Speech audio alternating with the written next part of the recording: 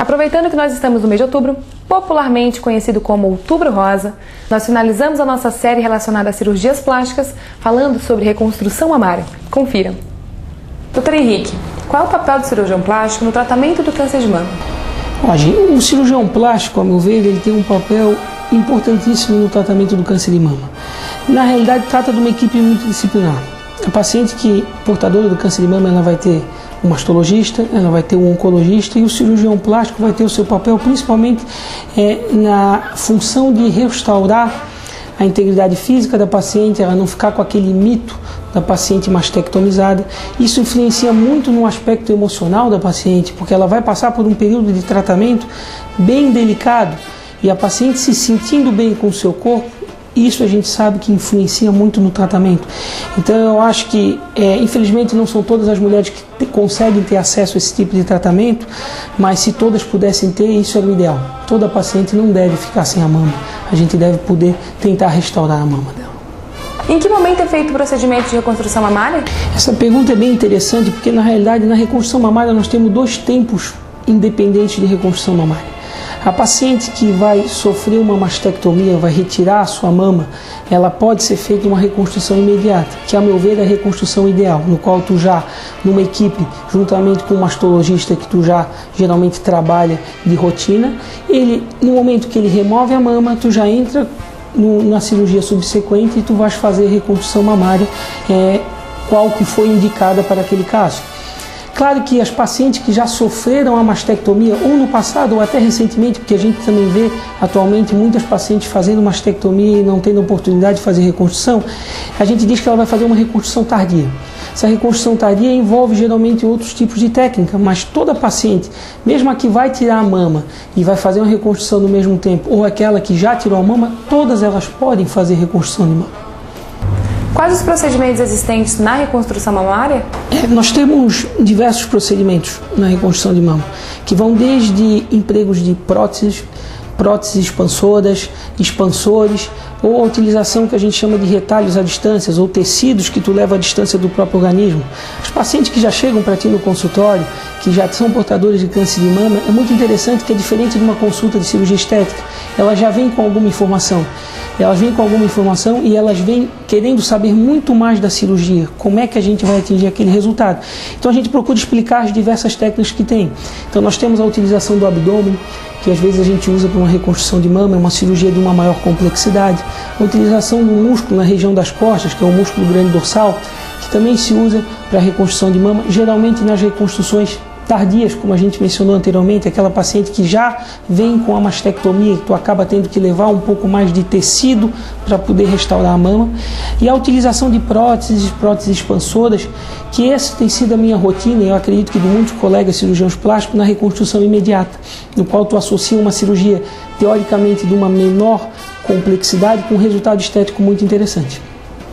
De acordo com alguns e-mails que nós recebemos no Maretá, eu percebi que algumas pacientes realizam mais de uma cirurgia durante o tratamento de reconstrução mamária. Isso é uma constante? Em quanto tempo, em média, ela percebe o resultado final da cirurgia? Essa pergunta é bem interessante porque toda consulta, um paciente mastectomizado ou que vai fazer uma mastectomia portador de câncer de mama, a primeira coisa quando eu estou falando sobre as cirurgias que elas vão fazer, a primeira coisa que eu digo é que a palavra paciente se adequa muito bem para a paciente portadora de câncer de mama, porque envolve um pouco de paciência. Na realidade, o resultado ideal envolve mais de um procedimento. Por quê?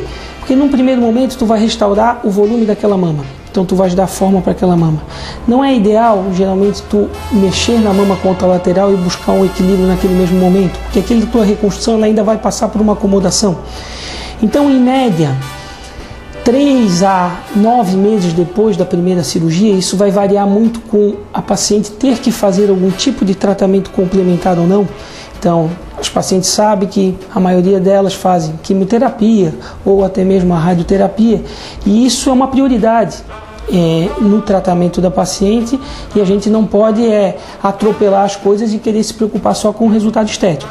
Se ela vai fazer qualquer tipo desse tratamento, a gente só vai mexer na mama contralateral e buscar a simetrização das mamas ou o máximo de equilíbrio das mamas, geralmente no término do tratamento. Isso, em média, acontece em torno de uns 9 meses depois da primeira cirurgia. para numa última etapa, que geralmente a gente chama do nosso terceiro tempo subsequente, reconstruir a placa areolo-mamilar ou mamília areola, que também é uma pergunta, é um medo muito grande da mulher, se isso tem como reconstruir. Geralmente na nossa última etapa a gente reserva para esse detalhe que dá identidade para aquela mama que a gente reconstruiu. Toda paciente precisa tirar a auréola? Essa é uma pergunta que até um mastologista poderia responder com muito mais propriedade que eu. Mas o que vai determinar a necessidade da retirada de areola no mamilo vai ser muito mais o diagnóstico do tipo de câncer de mama do que uma decisão minha como cirurgião plástico. É claro que eu gostaria que não tirasse. A gente consegue um resultado muito mais interessante. O que a gente vê é que a maioria dos casos existe a necessidade. Mas em casos que a gente tem visto muito comum, cirurgias profiláticas ou carcinomas iniciais, como a gente chama do carcinoma in situ de mama, no qual dá para se conservar a areola do mamilo, consegue-se obter um resultado muito interessante com a utilização da prótese expansora, como a gente falou anteriormente, que algumas pacientes até parece que colocou simplesmente uma prótese, e são pacientes às vezes mastectomizadas bilateralmente com uma prótese dos dois lados. Toda paciente com câncer de mama precisa tirar toda a mama ou não? Essa pergunta também, até estou ficando redundante, é interessante, porque no câncer de mama eu acho que todas as perguntas são interessantes, porque existem muitos mitos que as pacientes têm que esclarecer. Como eu falei anteriormente, o mastologista ele teria muito mais propriedade de dizer, porque ele vai ter um diagnóstico e ele vai, na realidade, indicar a necessidade da retirada de mama total ou de uma retirada parcial, ou que a gente chama de uma quadrantectomia. Nesses casos, quando tem a retirada parcial, o que a gente emprega na reconstrução são técnicas de cirurgias plásticas ou de plástica mamária, de mamoplastia, que é o que a gente chama da cirurgia oncoplástica mamária, para montar aquela mama como se fosse uma plástica de mama, como se fosse uma mamoplastia. E nesses casos, são os casos de exceção que geralmente eu já mexo na mama contralateral no mesmo momento. Porque não tem sentido eu fazer como se fosse uma plástica mamária de um lado e já não mexer na mama contralateral. Então, somente nesses casos no qual a gente tem uma retirada parcial da mama, é que geralmente a gente já busca a simetrização num tempo único. E seria, teoricamente, uma cirurgia num tempo único para essa paciente. Nós estamos no mês de outubro, tradicionalmente conhecido como Outubro Rosa. Eu sei que o doutor vai realizar algumas cirurgias visando melhorar a qualidade de vida de algumas mulheres mastectomizadas. Como funciona esta ação? Olha, Gi, essa ação era um sonho na realidade que eu tinha, por eu já lidar com reconstrução de mama desde o período da minha formação, como eu fiz a minha residência no Instituto Nacional do Câncer no Rio, então já era uma coisa que era um foco que eu sempre gostei. Retornei à cidade em 2006, a gente começou trabalhando com toda a área da cirurgia plástica, mas eu tinha uma vontade de tentar poder fazer algo mais. Então não é toda pessoa que tem acesso à reconstrução de mama, infelizmente não são todas, o sistema público não tem aquela funcionabilidade que a gente gostaria que tivesse e muitas pessoas estão aí esperando a oportunidade.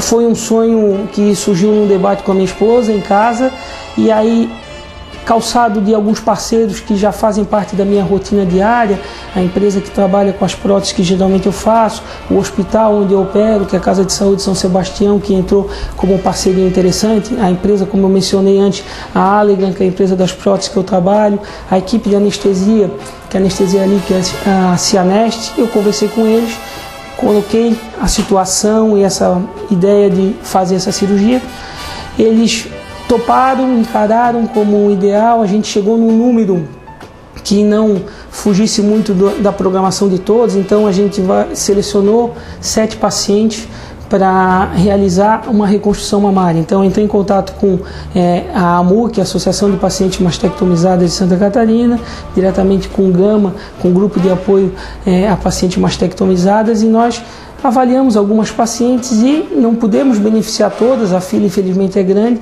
e selecionamos 7 pacientes para fazer a reconstrução tardia. As pacientes já não têm mama e a gente vai procurar dar um pouco mais de conforto com a cirurgia, que é uma cirurgia que a gente vai tirar o tecido das costas, realmente um retalho do músculo grande dorsal que a gente fala, e vamos montar uma mama juntamente com uma prótese. Espero que a gente possa fazer mais vezes isso, e a intenção é que se todo ano a gente puder contribuir de alguma maneira, a gente vai contribuir.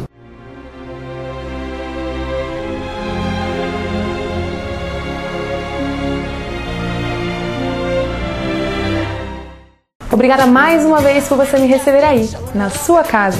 Espero que vocês tenham gostado do nosso programa, que é feito com muito carinho e amor para todos vocês. Um beijo e até a próxima semana. Como sempre, eu te espero. Almazém, Maria Morena e Florença Imóveis apresentam Varietá. Oferecimento Aragon Negócios Imobiliários, Academia Apolo, Lazer Veste Você, Alpes Idiomas, Ouse Iluminação, Ratan e Companhia e Believe Casa.